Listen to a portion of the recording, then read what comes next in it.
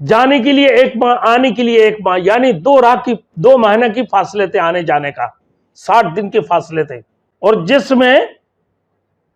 ایک سواری 10 آدمیوں کے لیے تھے، ایک کھجور دو لوگوں کی حصوں میں تقسیم ہوتے تھے۔ بالآخر وہ غزوہ تابوک کے اندر صحابۃ الاجمعین کھجور کی گٹلیاں چوستے رہے۔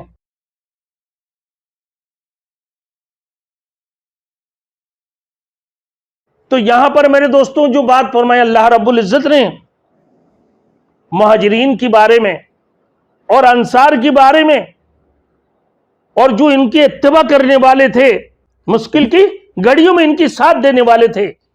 بہت تنگی کی گھڑی میں تھے، بعد اس کی قریب تک کہ ان میں سے ایک گروہ کی دل پھر جاتے، پھر اللہ نے مہربانی فرمائی ایک جماعت کے اوپر، من بعد ما کاد یزیغ قلوبہم، ان میں سے ایک جماعت جن کا دل پھر رہے تھے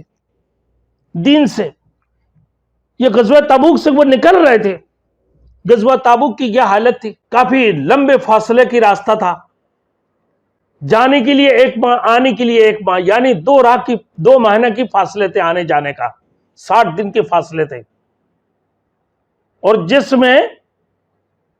ایک سواری 10 آدمیوں کے لیے تھے، ایک کھجور دو لوگوں کی حصوں میں تقسیم ہوتے تھے۔ بالآخر وہ غزوہ تابوک کے اندر صحابۃ الاجمعین کھجور کی گٹلیاں چوستے رہے، اور بعض کی قول کے مطابق یہ بھی ہے جب اونٹ کو ذبح کرتے تھے اس کی علائشوں، اس کی ہجڑیوں سے اپنی زبان کو گلا کرتے تھے، اور یہ حالت تھی کہ اللہ کی راستے میں جہاد کرنے کا، اللہ کی ساتھ دینے پر اللہ رب العالمین مدد کب فرمائیں گے، یا رسول اللہ ہمارے اوپر مدد کب آنے والی۔ پھر انہی حالتوں میں یہ لوگ پھر غزوہ تابوک سے دور ہونے والے، کہ ایسے نہ ہو کہ وہ لوگ غزوہ تابوک سے نکل پڑے، ایسے نہ ہو کہ ان کے دلوں کے اندر جو ایمان ہے، اللہ رب العزت نے ان کی دلوں کے اندر جو ایمان کو راسخ کر دی، اور ان مشکل حالتوں میں یہ انتہائی مشکلات میں پڑے، اور انتہائی تنگی کی وقت تھا، کہ ایسے نہ ہو کہ غزوہ کو چھوڑ دیں۔ ان کی دلوں کے اندر ایک جماعت تو ایسے تھے کہ ان کو دلوں کے اندر سے اس قسم کی باتیں آنے لگا کہ ان کے دل نہ پھر جائے، کہ غزوہ سے نکلنا پڑے، اتنے مشکل مرحلے۔ پھر اللہ نے مہربانی فرمایا کہ ثم تاب علیہم، پھر اللہ نے ان لوگوں کے اوپر مہربانی فرمائی، پھر ان کی دلوں کو اللہ نے مضبوط کر دیا،